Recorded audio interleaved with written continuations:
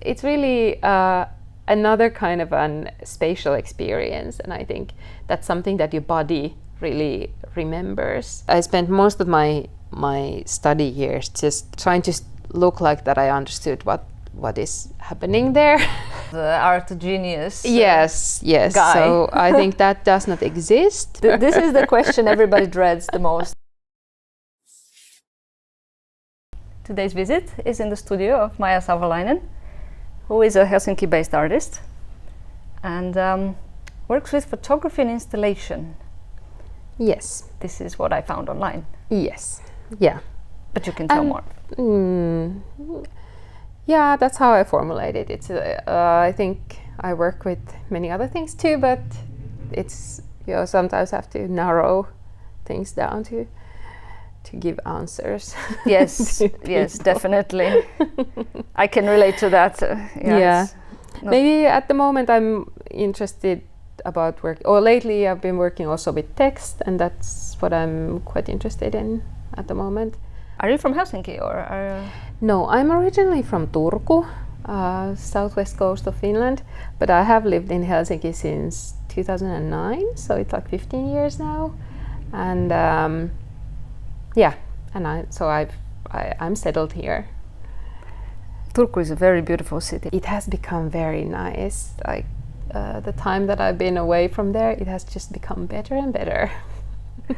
Well, it's pretty close, so you can always go back and enjoy for a while. Yeah, and at the moment I'm actually working quite a bit there, or like my work is focused in the Archipelagon Sea in Turku area, and so I've been going back there lately. Somehow it feels like that I'm going back to the roots, and it feels really nice. Nice. So what are you working on there? So I'm working on my PhD. I'm a researcher. This is I count it as a second year, although I have, it's a complicated situation, but so I'm working on a topic that is related to sailing women's culture and cyanobacteria mass occurrences in the Baltic Sea, which is due to the eutrophication of the sea, and so that's why I've been returning back to Turku, and I have a background in sailing Girl Scouts, so I've been. There is such a thing, sailing Girl Scouts. There is. Wow. And that's I realized it only now that it's a Turku thing, that they don't really exist. These girl groups that do sailing don't exist in other parts of Finland, although there is like Sea Scout groups all around the coast of Finland and also inland. But I'm not totally for this binary division of the genders, but so that exists, that there are these Girl Scout groups that have sailing boats, and there's a few of them in Turku, and so I grew up in that, and I think that my everything in my life has some kind of, or it has had a great influence on me, and now I've returned to work with them. Interesting. Sailing Girl Scouts. I mean, I guess the forest is like the sea.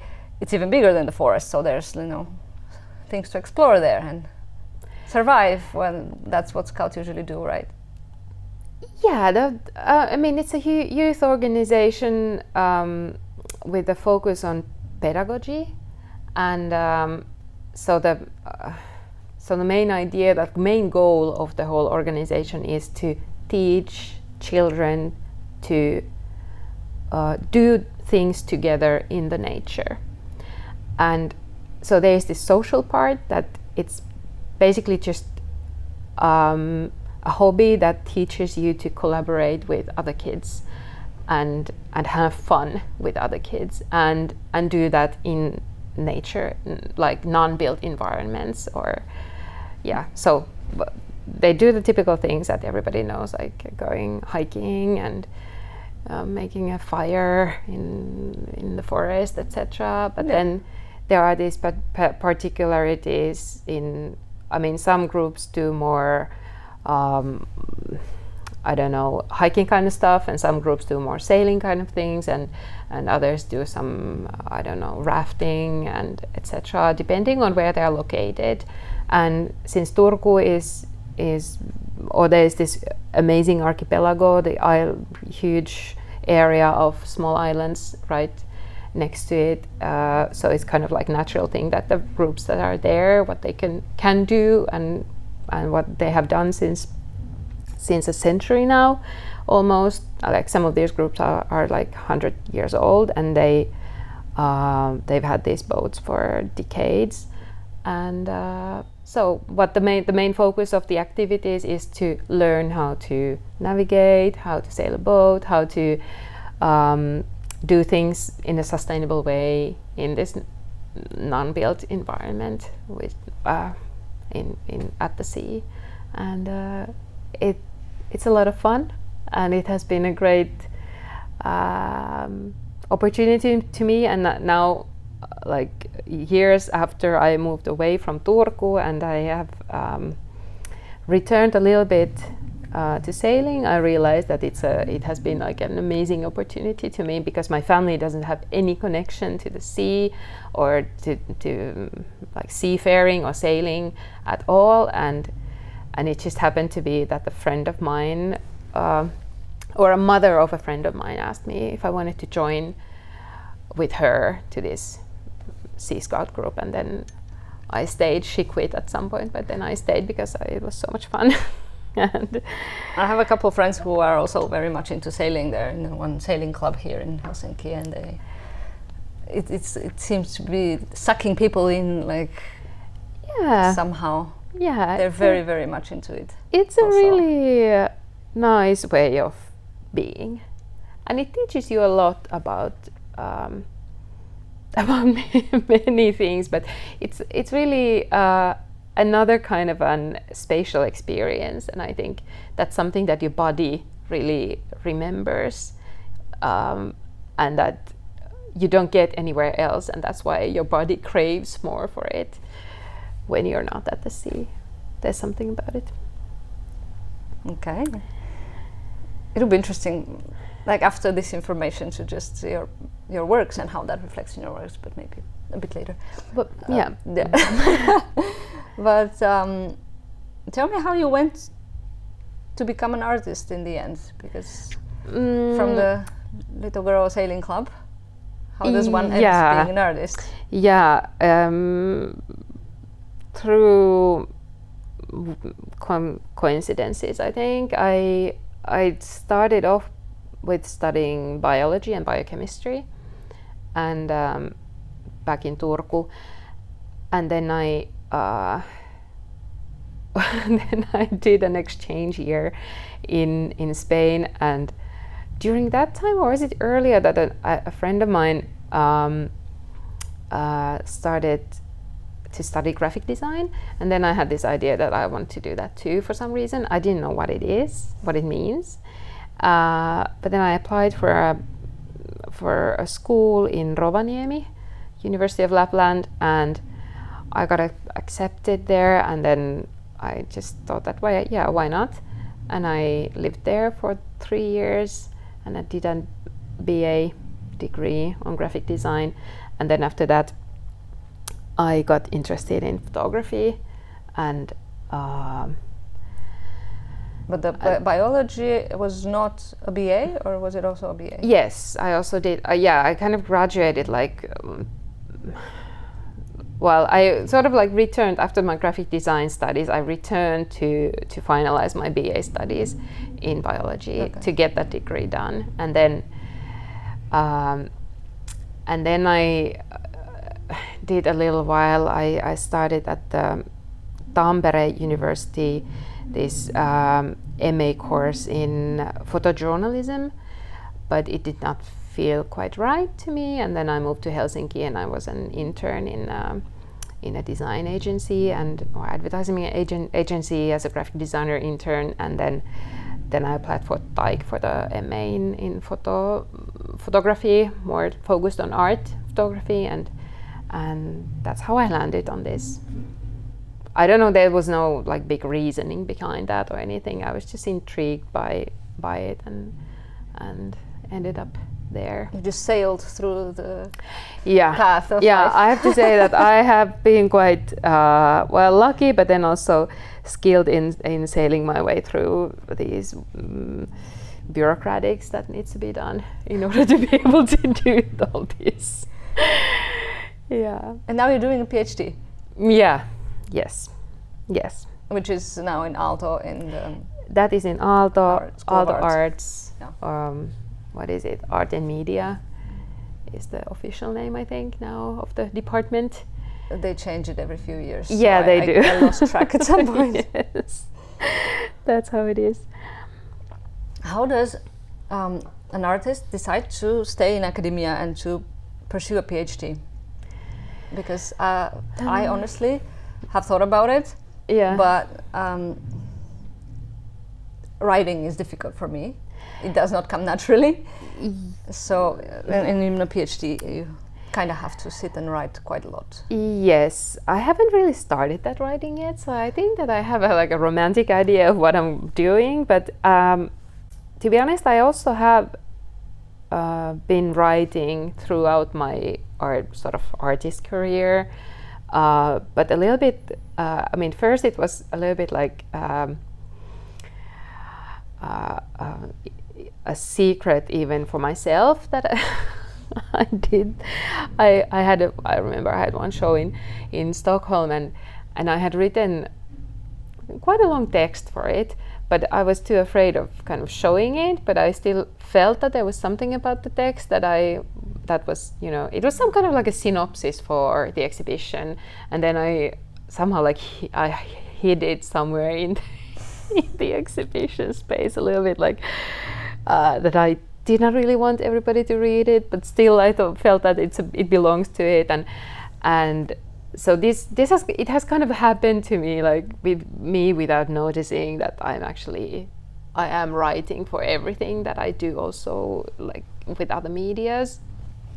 And a couple of years back, Hanna Veselius asked me to write for this anthology Jälkikirjoituksia valokuvasta, essay collection about photography, and all the writers are somehow connected to Aalto photography program, and through this process I realized that actually it's really difficult to write, but I do enjoy it, and I feel like that it's a medium where I can put all my thoughts into, which usually cannot fit in when I'm working spatially, for example.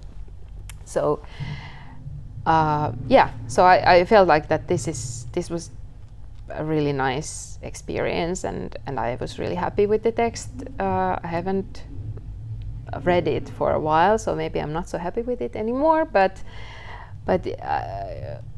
it became good because we had Hanna was a great help, and the group was a great help in developing the text, and then also there was his editor who was amazing, and so something that was a sketch became something really nice because there was this whole crew of working on all of these texts. It was maybe not this that made me to apply for the PhD, but I through the process of writing I realized that actually this is something that belongs inherently to my practice, and therefore it felt kind of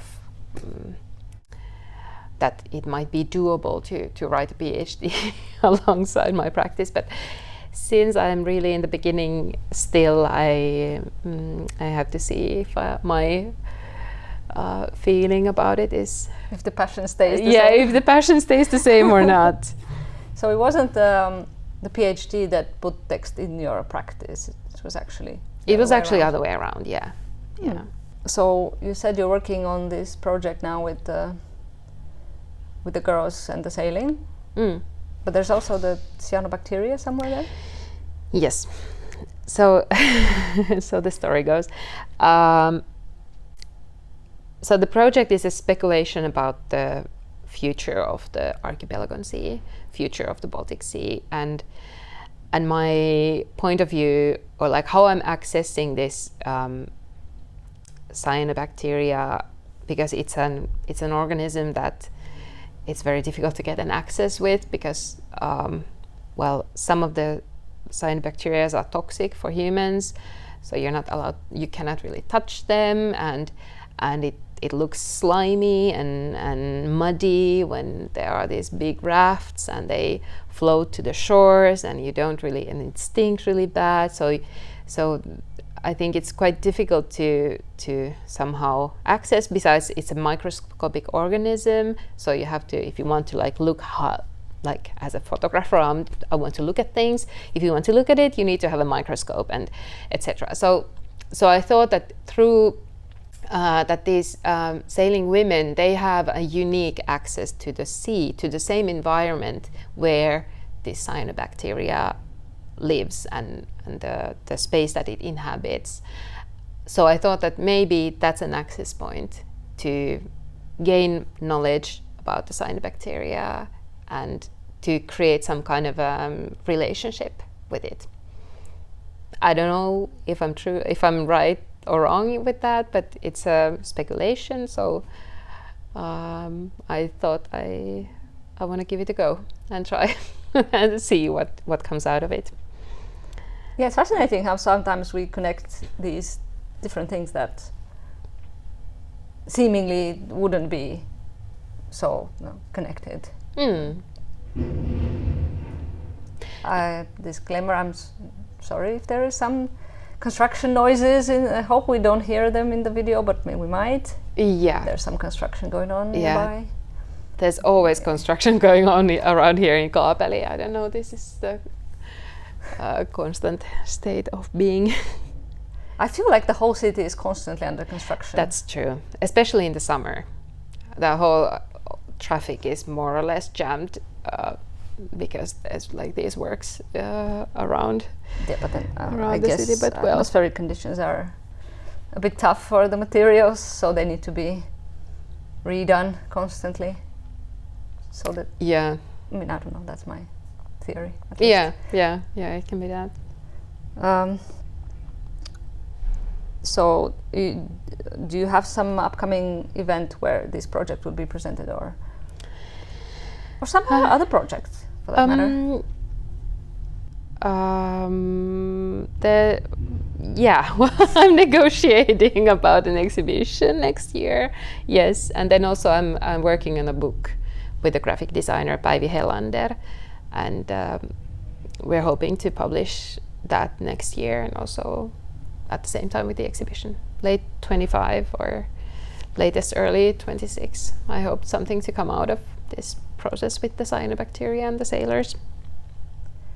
Do you see the book as similar to the artworks in an exhibition, or how do you? What do you mean similar? In what way? As a not a type of an artwork, but a piece that you have done. Yeah, I definitely see a book as a main piece of this of my practice somehow. I even have exhibited like book and pictures in a way that I wanted to the viewer to read the books next to these pictures on the wall.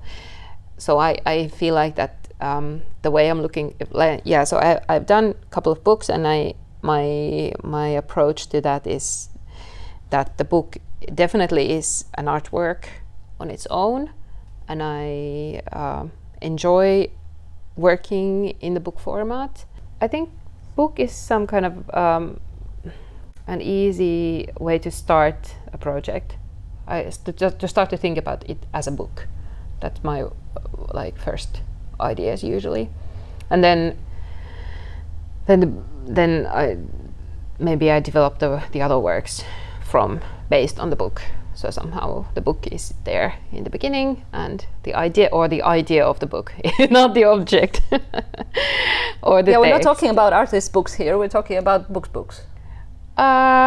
What's the difference are we also talking about of artist book and a book? I mean, artist book is, it doesn't even have to have words sometimes, the artist book. It's a bit more of an object in itself rather than yeah, well, book. I don't make difference between between those two, but I think I'm like, how I think about book is an artist book maybe then, in that sense that I'm interested in the format of the book, how it feels, how it looks, what's the size, what is the how the drama is built inside, and that is something that I tend to start thinking when I'm like in the beginning of a process of creating new works. Then I often have an idea for a book in the beginning.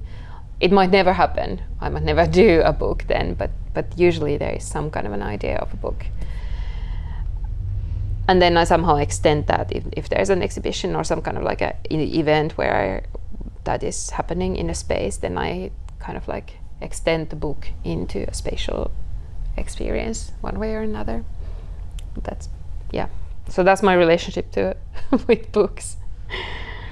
Do you have a big library or something? Well, I do have quite a lot of books, and I was right now ordering a couple of books that I wanted to have for a while ago. But yeah, I tend to have. I'm not so much of a book nerd anymore, but there was maybe a moment when I was like looking at a lot of books and going through book festivals, etc. But yeah. And from the other side of your practice, the more visual side, how do you come about the materials you work with? I mean, it's you have photographs that are, photographs. Yeah. But also other objects there. Yeah. Well, there are some materials that just attract me, like glass. I've been really attracted to glass for a long time, and I think that many things, like if I'm thinking about my works, how they look and how they feel and what they are made of, it's some kind of a process that usually starts off with a problem, that there is like a picture that I want to put on a wall, and how should I do it? And then with photography, there's always this friction when you're looking at the picture, that you tend to want to look at what there is in the picture, and then if there's an object that is recognizable, then you think that, oh, it's a photograph of an apple tree. But maybe actually the one who has put the photograph on the wall has other thoughts about that image and wants to convey also some other feelings through it. And the verisimilitude of that is always connected to a photograph somehow is disturbing the viewing moment, in my opinion. And therefore photography has a tradition of not thinking about, like, due to this fact that it looks often how we see with our eyes, then the materiality has not been in such a big focus in photographic art field. And I think that when I came into this, when I started working in this field, or study that field, I was really puzzled about the materiality and the content somehow. And I don't know, I was often a little bit disappointed in the photography exhibitions, because I felt like that the spatial experience or the materials were not something that I felt that were connected with the content of the work. And then I had the same problem with myself, like if I wanted to put a picture on the wall, how should I do it? And since since I never have money, I always had to find some like cheap ways, and glass as it is it's quite simple way to press something on the wall to make it like not to bend. I don't know how to say that. And then also keep the materiality very simple, not to add anything in the picture, just the fact that it is on the wall, to keep it on the wall. So that's how I maybe started off with working with glass, and then I've just become more interested in the possibilities of it, and I've experimented a little bit, but I feel like that there's like a whole world that is not explored, that I haven't explored yet. I haven't had an opportunity to do that. And then also there's something like really, it's shiny. It looks, shiny things are attractive. Yeah, they are attractive, so I'm attracted to it. And yeah, so I think like glass has been a part of my works quite strongly, for these two reasons: for the fact that it looks nice, and then also for the fact that it has been an easy and I don't know, simple way of exhibiting papers on the wall. I'm also asking this about the materiality of the photographic installation, or how you approach photography, because I have studied photography myself, and very quickly I was a little bit bored with it as just a plain photograph. I always wanted to somehow expand it into something else, into something more. Yeah. So maybe adding different materials to it in the way you do it is one other way to do that as well. Yeah, I think or is it not? I think my approach to it has always been the fact that when I've gotten an opportunity to show my work in a sort of like exhibition setting, I have become more interested about the space itself and the spatial experience that I am building for the viewer than my pictures. So and this has happened also in a way that I haven't really understood what I'm doing, but I'm just doing something because I kind of, for example, quite soon after I graduated, 2014, then I was invited to this one show in Old Sick Gallery in Jätkäsaari, and the gallery was built inside of an old warehouse, a really beautiful warehouse, a brick building. So the gallery was a white cube inside this. It was on one of the like kind of like in one of the floors of the building. But there was this white cube inside, and then there was a space that was not used for any exhibition space or anything. It was just empty space, and I was just so fascinated about that space that I wanted to use that as my, I don't know, playground. And I was fascinated about the light, how it comes inside in that space. And then I created this sound installation together with sound artist Eero Pulkkinen, with glass plates and these transducer loudspeakers, and I was thinking that is some kind of like a photograph of the light at that time of the year, just like spread into that space. So I was kind of like using the building itself as my, I don't know, platform for the installation. Yeah, when I was kind of researching your work, I came across this photographic gesture that you are talking about sometimes. Yeah. Which you might have mentioned a lot, but for the sake of people who haven't heard about it, what is the photographic gesture? Well, I don't know. I'm just like, I say that because it's important anymore at all. Well, it is. Sometimes you have to find some like terms in order to be able to say something about your work. And I've used this photographic gesture to explain like why I think that the sound installation is a photograph. Because sometimes people don't think that the sound installation can be a photograph, and so I'm talking about photographic gesture, like to take.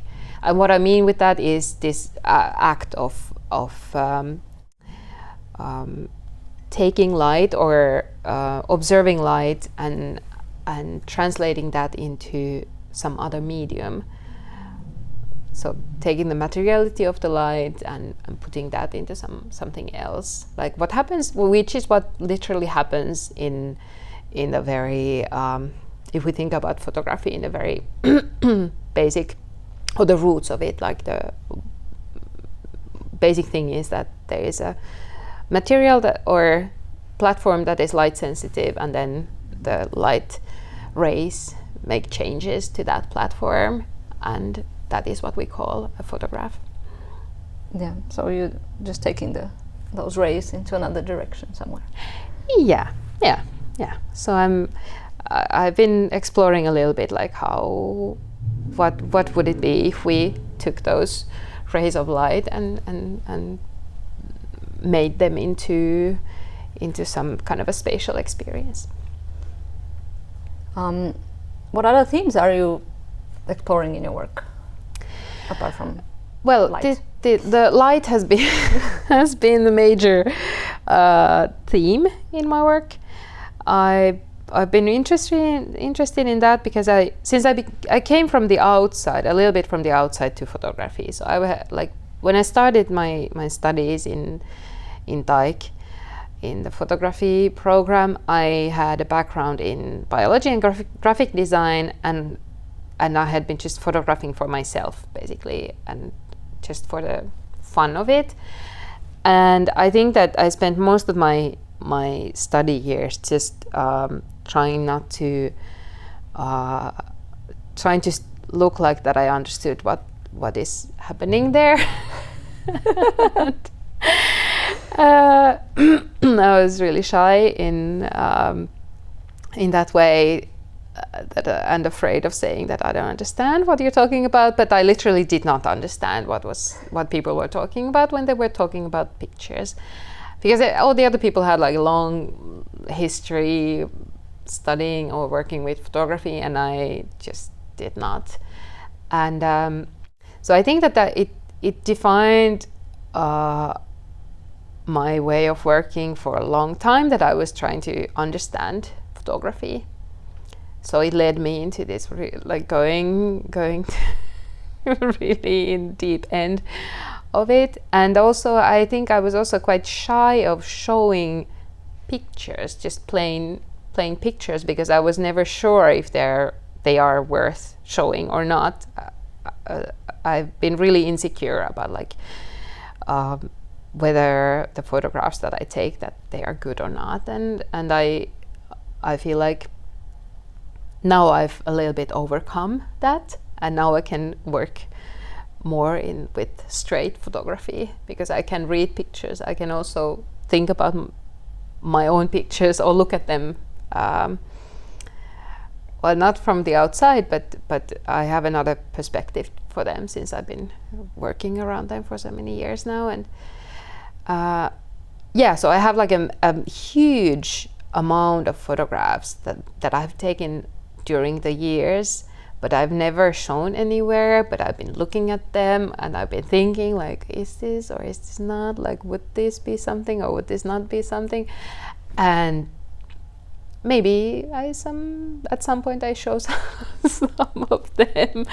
But I feel like that now with this project with the sailing women and the cyanobacteria, I feel more at ease in when it comes to showing kind of like documentary-like photography. Like I have also works that are very minimalist and abstract, almost abstract pictures, and I think that has been just the reason for that is because I was not able to read pictures, and I was shy of showing them. This is something. Maybe I'm just projecting stuff now, because when I was in Aalto, in the beginning I was feeling a little bit like I'm supposed to know already what I'm studying. Yeah. Which is like, why did I come here if I knew it already? Like, What is this unspoken expectation that I should be like a master before becoming a master? Yeah. Well, I don't know if it's the same thing, but maybe it was also my own nobody was expecting anything from me, like in that way that I should have known something, but I was just too shy to ask or felt a little bit of like outsider. But now with the PhD, you're completely on the inside of it. Yeah, I think I now have to write a PhD just to justify for myself that I now know how pictures are. Did we miss some other theme that we didn't talk about? What was it that you asked me when I started talking about this? What are the themes in your work? Oh, what are the themes about? Oh, yeah. Well, I mean, this, for example, this project, this work or text is called Data Center, and it's essentially about light also, but it is maybe the context is not directly revealing that it is about light, but I'm talking about data centers and speculating whether we could think about these Neolithic stone circles that I met in when I was in a residency in Scotland. So the text is a speculation if we could like put those two things in parallel and think about these stone circles as data centers, because they were places where light was observed in a way, like, or archaeologists speculate that they were built in a way that they were aligned with the sun or moon or certain star constellations, and I think that is a way of being in contact with light, or somehow channeling light through some kind of a tool. You said you've been working with other people as a collaboration, sound artists, or maybe like graphic designer or somebody else. Do you like to work with other people? Do you prefer to work alone or with other people? Or how do you see collaborations? I think I love to work with other people. I would love to work more with other people. I love to work in a team. I think that I am better when I get to work with other people, and it's better for my work, it's better for myself, it's better for my mental health.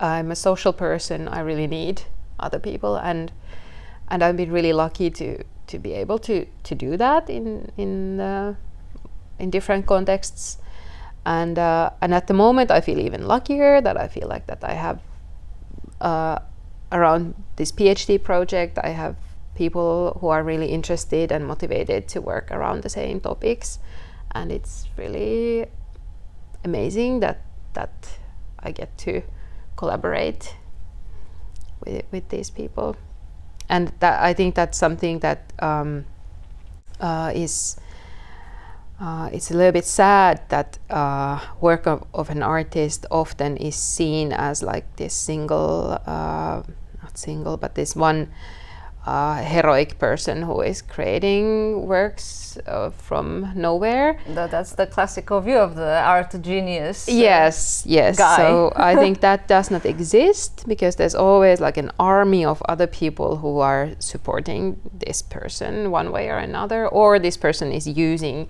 an army of other people or resources in order to create or make the work. So I think that I very consciously, lately it's been very conscious to collect people or try to be in contact with people and try to find ways to collaborate. How do you collaborate? Is it also on the conceptual level when you come up with the idea of the work, or is it afterwards when you already have the finalized idea? Well, it has been mainly so that I've needed help.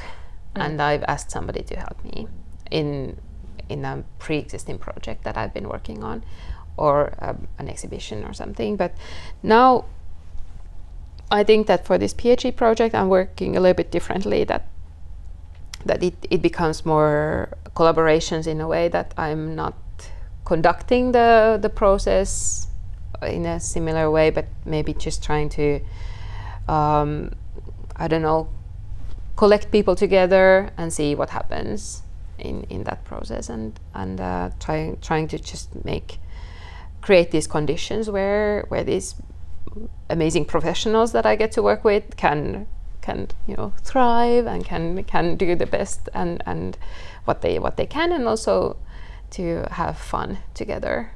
I think that's my main goals nowadays in making work and making or working in this field. I think that is laughing, but this is a very important thing that I've also thought about lately, that having fun is something I had somewhat forgotten about, but this is a very core element, that why I would decide to be an artist. It used to be fun. Yeah, that I think that is the main reason for working under these circumstances that are very precarious. Like, you usually don't get paid for anything, and nobody takes care of you in this society, and at the least you can have is to have fun, I think, or like that you should take the most of it, which is fun, and which is also the opportunity to choose people who you want to work with. I think that is the greatest thing. Yeah, you have this liberty of selecting with whom you want to work, and then also how you want to work. That is what you do when nobody pays you. I would do all kinds of jobs if somebody paid me a lot of money. I would do whatever is needed to do. But have you done all kinds of jobs before? Like now? Yeah, I've done a lot of different kinds of jobs, like starting from cutting grass and working in a warehouse, working in a laboratory, working in a... lately I've been working in a glass company that they change windshields for cars and builds terrace glass walls, etc. But they also have this art glass studio, so I've had an opportunity to work for them. But then is also this in Helsinki? Or? No, this is in Porvoo. X-Glass. X-Glass. Yes. Oh, interesting. It's a very, very, very nice, warm-hearted family who, kind of adopted me there, and that has been a great pleasure. Yeah, because I usually ask people how they sustain their practice, because it's not something that's naturally, of course, this is how it works, because there are so many ways to navigate that. Yeah. Well, I mean, I've been lucky to have grants for many years now, but this is going to end soon. And at the moment I'm mostly just applying money for myself. Yeah, so I've been lucky enough in that sense. And then I also do photographic assignments. I mean, I photograph anything people ask me to photograph, and it's very good, very nice work. Yeah, and this is a pretty nice studio to do that, but we can talk about it in a bit. So we maybe mentioned a little bit how the process of how your work goes when we were talking about the book. But do you have some other routines or like pathways of how you approach your work? How do you work? Well, my routines are now connected to the daycare opening hours. So I have these hours in my day that my child is at the daycare, and that is when I can function or do my work and do also all the householding works. So I literally have very little time now, but and all the routines are somehow connected to the family life, which is very nice also, because that gives you a clear frame, and then you just have to work on that. And then it has also, I think it has been very good for me, because then you don't waste your time. Yeah, you don't waste your time, and you don't have the opportunity to overdo things, because you have to do everything within some hours, and then that's it. And then you have to, go and take care of the kid. And then also now I have free time, which is, well, family time, but before it was very much more difficult to distinguish free time and work time. And now I feel like that I'm detached from my work every day when I leave this studio, and it also liberates something in your brain that you're not processing all that work stuff constantly. So I think that's my routines. I don't have any others. My main problem is that I have a lot of ideas, and I don't know how to focus. So this limited time frame is my focusing device at the moment, I think. It's good to see the positive sides of life. Yeah. But yes, I have spoken with other people who have small children, and they say the same thing. Yeah. Do you involve somehow otherwise your friends or family in your art, or is it another domain fully? Well, I mean, my friends are artists and they are my collaborators also, so yes. And then, but family really not really. They don't involve, except my dad. Sometimes he helps me build exhibitions. My dad has helped me build exhibitions too. Like it's invaluable help. Yeah, it is. Yeah, he comes with a trailer and tools, and that has been a great help. Shout out to dads. Mm-hmm. Have you ever had a creative block? I don't know. I mean, I find that my work is extremely difficult all the time. So it's not about that. Like, that is a constant state of being, that it's like really challenging. But I also enjoy that. And then, as I mentioned, I usually have more ideas that I get to actually then finalize. So maybe my problem is a little bit other way around, that I don't get to realize all my ideas because I don't have the means for it, which is maybe also good, because maybe not all those ideas are really good. So yeah, sometimes we realize a bit later if it was good or not. yeah, and then I always work in such a hurry. I feel like that I push myself into these moments, or into these situations where I have very limited resources and time, and then I just do something, and then I have to admit, or I have to kind of, or what's the word? So then I just have to live with it, that what comes out, and that's it. And then something comes out some other time, and that's it. And I'm not really happy with my works usually.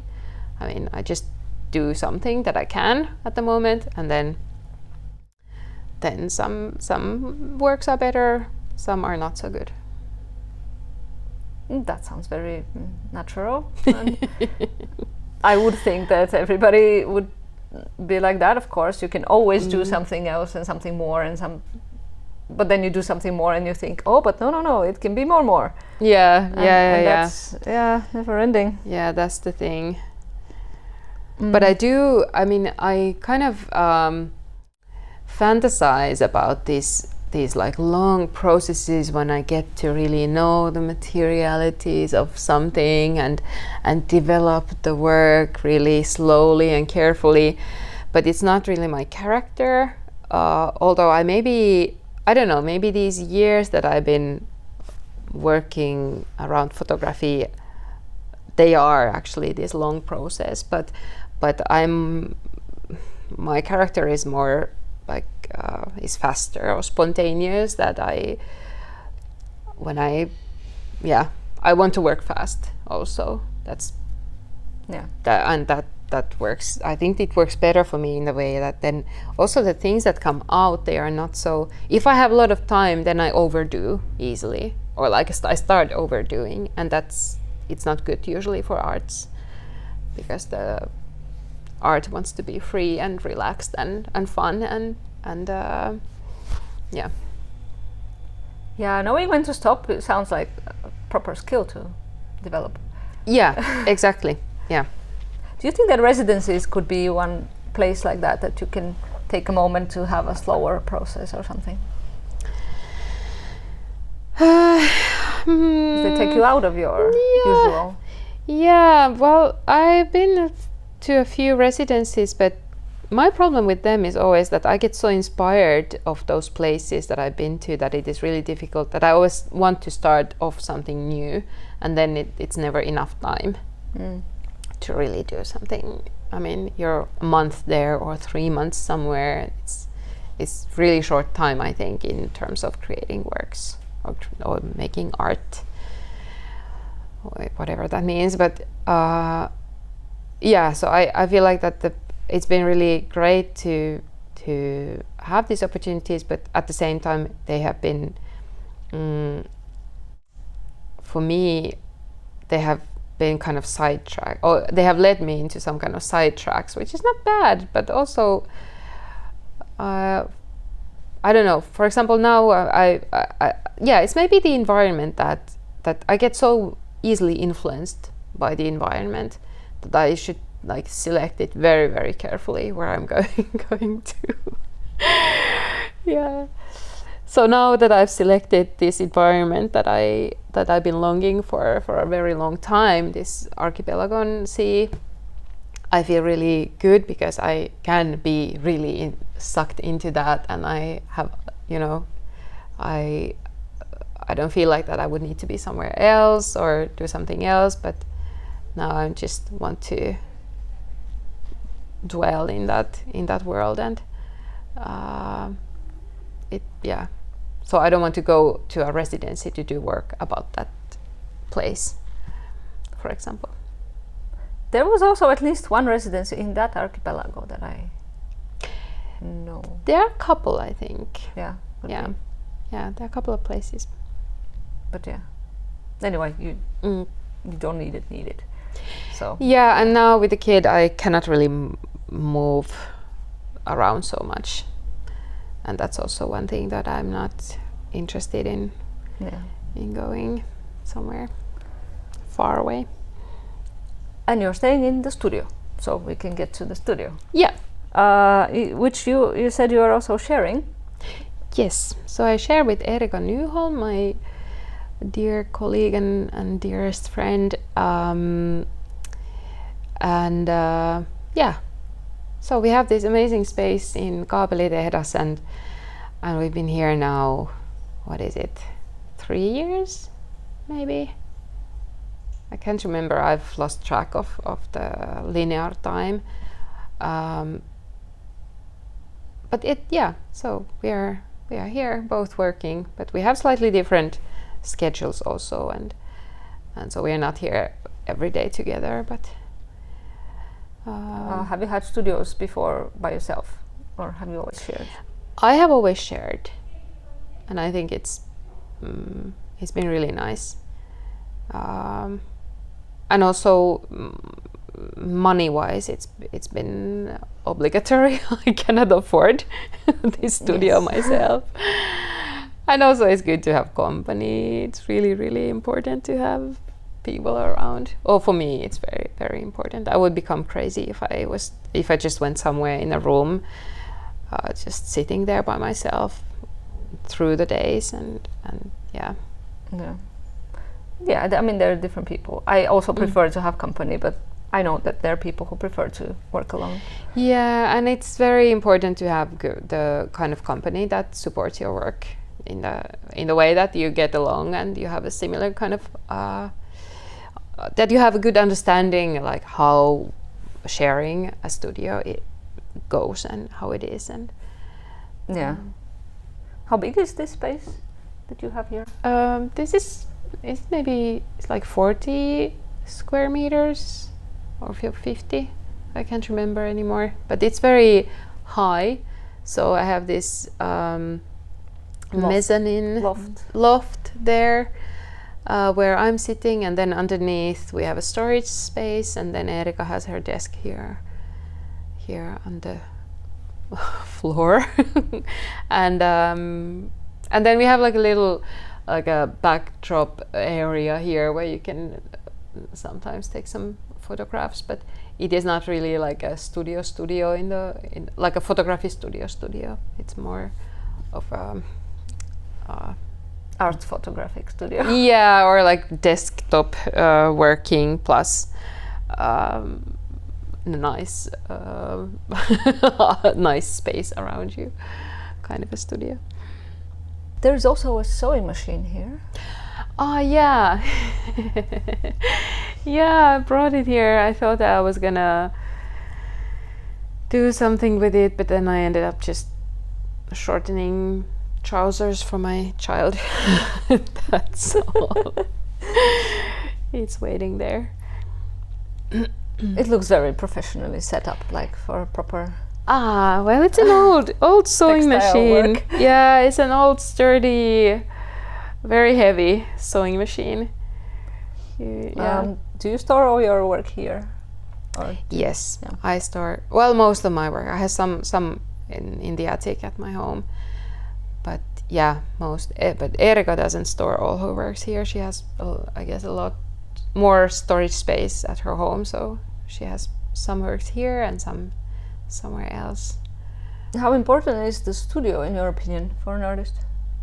It's totally essential. It's really important to have a space where you can go that is not your home, so that you can separate your home life and work life, and to have all this stuff.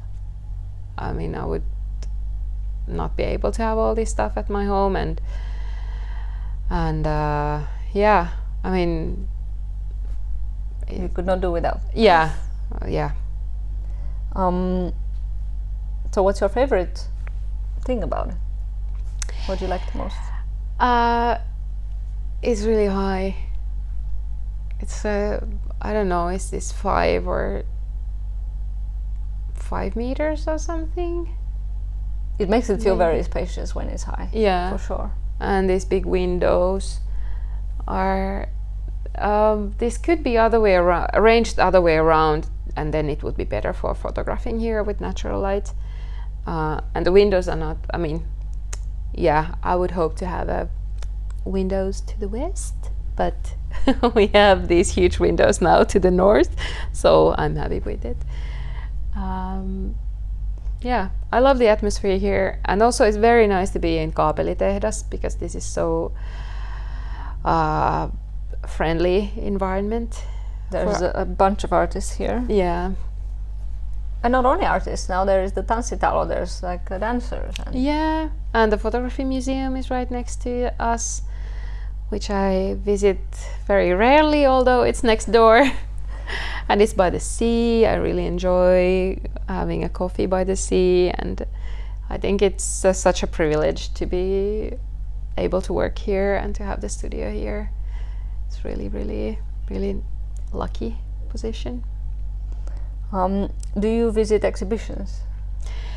Otherwise than the photography museum that you don't go to? I try to, but to be honest, I have very little opportunities for it currently, and but I try to go whenever I can. When you are able to, where would you go most often? I mean, I try to go to the galleries in Helsinki, and I also try to follow what happens in the art scene, and go wherever it feels like that is very interesting. So I don't have like any particular place where I always go to, but if there's big exhibitions in, I don't know, Kiasma, Taidehalli, Helsingin Kaupunginmuseo, I try to see them, or Hippolyte Gallery, Sinne Gallery. I wish I could go to SIK Gallery more often because they have an amazing program, but the fact is that it's just not pretty far. Yeah, and it's also not in my everyday track. So pretty far is a relative term. Yeah, it really depends where you generally are. When you are generally. If I was on that side of the town, it would be easier to go there on the way to somewhere. But now it needs like an extra day trip kind of a thing to go there. Yeah. Before we met, I asked you to share some artists that you are kind of inspired by or influenced, or what are your favorite artists? Yeah, I was thinking about that. I'm really bad with names, so it's really difficult for me to remember. This is the question everybody dreads the most, I think. And then I also started to think like, who's been influential, or I don't know, who I've been looking a lot, like who are these artists, and then I actually realized that that the people that are quite close, they have become really important in a way, that they, like, for example, and then also this Finnish photography scene has been very hugely influential. I don't know, like Anni Leppälä, Susanna Majori, Elina Proterus, these are like these like amazing artists that when I started to study photography, I knew they were the ones that I knew of, and I think they've had a big influence because that was in the beginning. But then I tried to think of like more recent, or more recent is a stupid expression, but what I've been thinking or looking at lately, I'm very impressed by just very spatial experiences, and therefore it's maybe not even just, it's not an art exhibition that I'm influenced, but maybe it's an architecture that I'm really inspired of. And now I was just recently in Copenhagen and I saw this show by Kapwani Kiwanga, a Canadian artist, and it was just such a nicely arranged exhibition that I fell in love, and the work were amazing also. So I think that kind of works have become more and more important to me. Also, one early experience was Wolfgang Tillmans' show in Taidehalli, because it was before I came into photography world, and it was really a strong, weird experience. I didn't know what is happening there, but it was somehow intriguing, and I think that it was because of these strange narratives that he had built in a somehow like carefree way, and I really enjoyed it. And then I follow Richard Moss because his way of working with photographic medium is very interesting.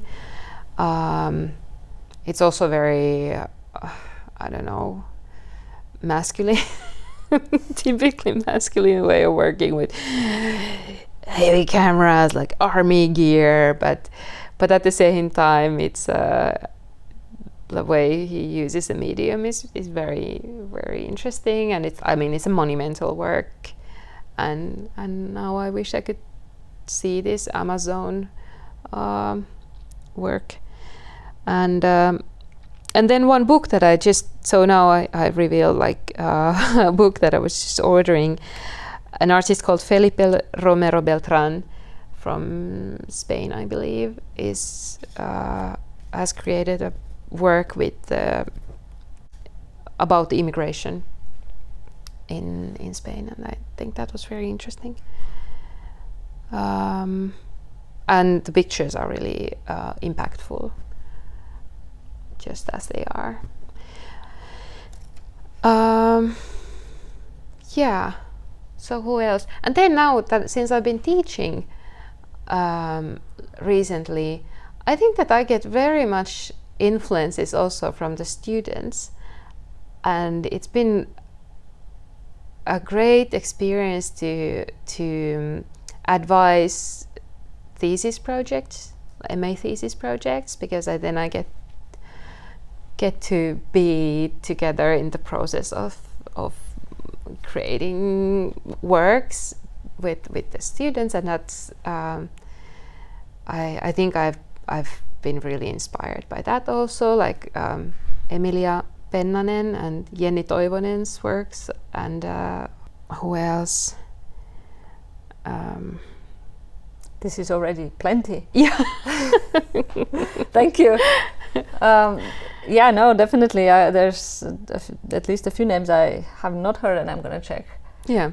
And yeah, I'm asking also because on the podcast's website I have a whole page of recommendations of what others have said that they have liked. Right. So it can be a good resource for other people also to see and check out.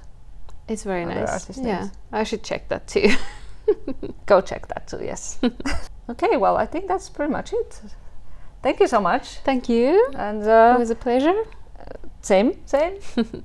And good luck with bacteria and Girl Scouts. Thank you.